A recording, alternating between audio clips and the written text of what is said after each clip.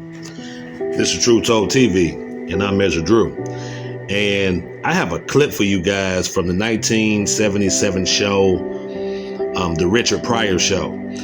And in this skit, he is playing an archaeologist with about 4 or 5 other white archaeologists. And he discovers the Egyptian Book of Life.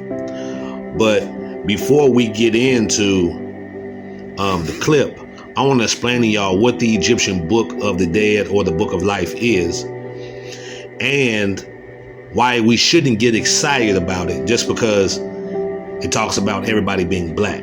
Okay? So let's go. What is the Egyptian Book of the Dead? The Book of the Dead is a modern term to describe a series of ancient Egyptian funerary spells that help the deceased find their way to the afterlife in order to become united with the gods of the dead, Osiris. There were nearly 200 known spells, but they weren't collected into books in our current sense of the word. Rather, spells were inscribed on objects from mummy wrappings to coffins to figurines meant to accompany the dead in the tomb. They provided instructions for the various challenges the deceased would face on their journey. Spell 125, a vignette from which is illustrated below, for example. So just to make a long story short, the Egyptians were serving pagan gods. All right. They had a skewed idea of what happens when you die. And they thought they can take objects with them and instructions. They thought that they were going to heaven to get a glorified body and all these different things. The Egyptian Book of Life is in direct contradiction to the Bible in a lot of ways. And I'm going to read a scripture that lets you know how God felt about the Egyptians right now before we think we need to go back and start following in their footsteps, so to speak. Right? Just because it says that everybody was black and everybody was black. Newsflash, everybody was black anyway.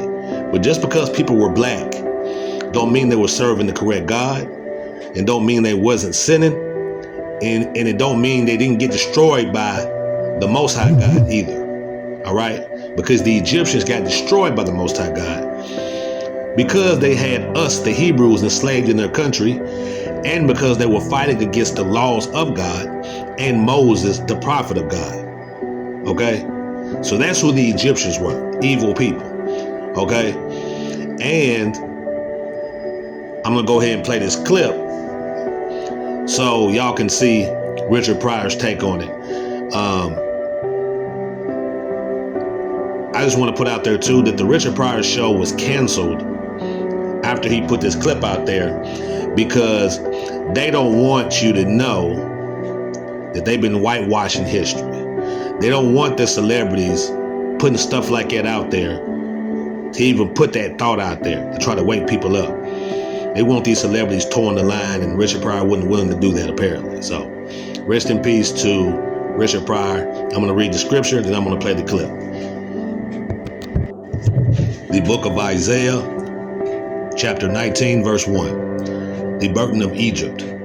Behold, the Lord rideth upon a swift cloud, and shall come into Egypt, and the idols of Egypt shall be moved at his presence, and the heart of Egypt shall melt in the midst of it.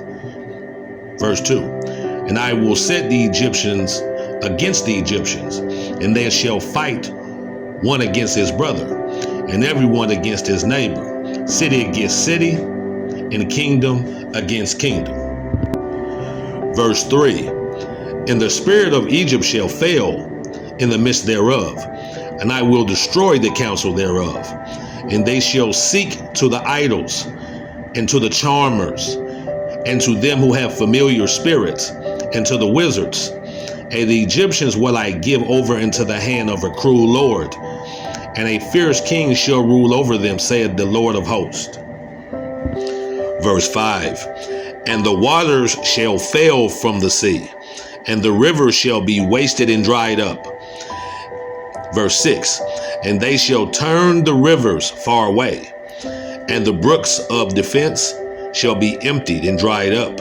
The reeds and flags shall wither. Verse 7, the paper reeds by the brooks, by the mouth of the brooks, everything sown by the brooks shall wither, be driven away, and be no more.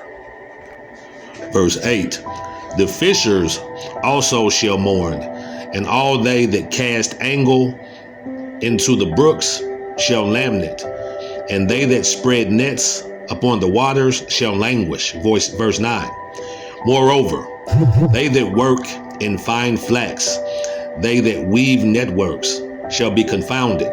Verse 10, and they shall be broken in the purpose thereof, all that makes sluices and ponds for fish. Verse 11, surely the princes of Zoan are fools, the counsel of the wise counselors of Pharaoh is become brutish. How say ye unto Pharaoh, I am the son of the wise, the son of the ancient kings?